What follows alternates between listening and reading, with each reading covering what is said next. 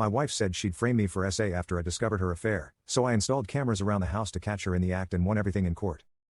I'm normally a very kind and calm man, but get me angry enough and I can become your worst nightmare. I went to see a law firm for divorce lawyers the very next day and asked for the meanest lawyer they had.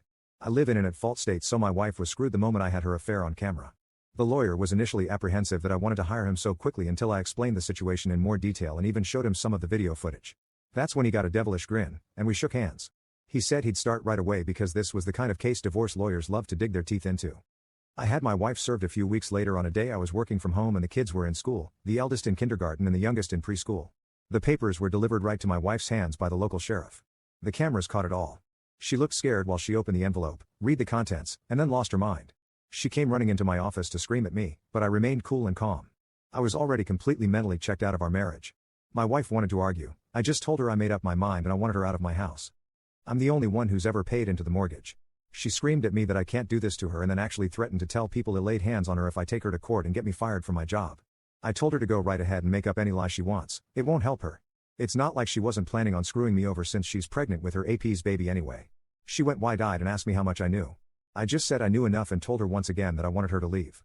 She refused and said it was as much her house as it was mine, then locked herself in the bedroom. Again, I saw on the bedroom cameras her having a meltdown and then pulling out her phone and calling the police. She was acting like she was in complete panic, but there was a huge smile on her face while she was doing it. She was quite the actress. I'd have believed that performance over the phone in a heartbeat if I didn't already know she was a liar. I waited for the police with the front door wide open and told them to come right in when they arrived.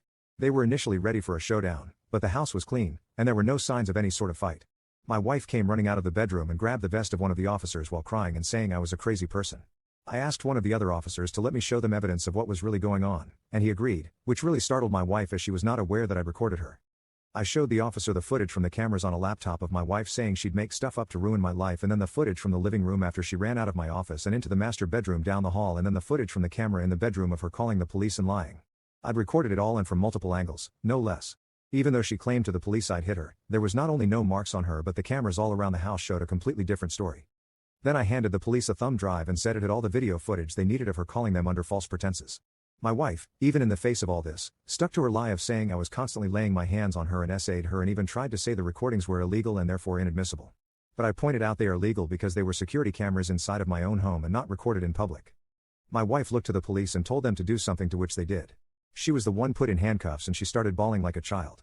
I could only sit there shaking my head. This was once the woman I'd loved for so many years. I thought she was a wonderful, intelligent, and endearing person. I couldn't have been more wrong. As the police took her away, she screamed that they couldn't do this to her but didn't resist much, otherwise, resisting would have been added to her charges. I then shut down all her credit cards that were in my name and stopped any future payments into the joint bank account, so she had to use entirely her own money to bail herself out of jail.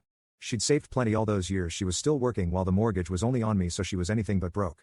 She came back for her car, which I'd taken the liberty of packing a few of her suitcases full of her clothes and some other things and left the key on the seat, so she wasn't even able to come back into the house.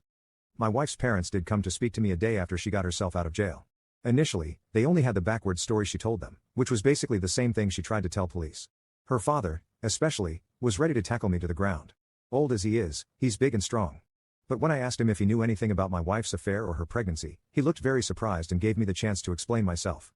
I pulled out the laptop again to show my in-laws what I recorded. When they found out the truth, they were disgusted and said that they couldn't believe this person was their daughter. They apologized to me and said they'd keep in touch to help out with my kids. Then they called my wife on speaker right in front of me and confronted her about her lies. She tried to double down till they said they were with my right then and saw the recordings.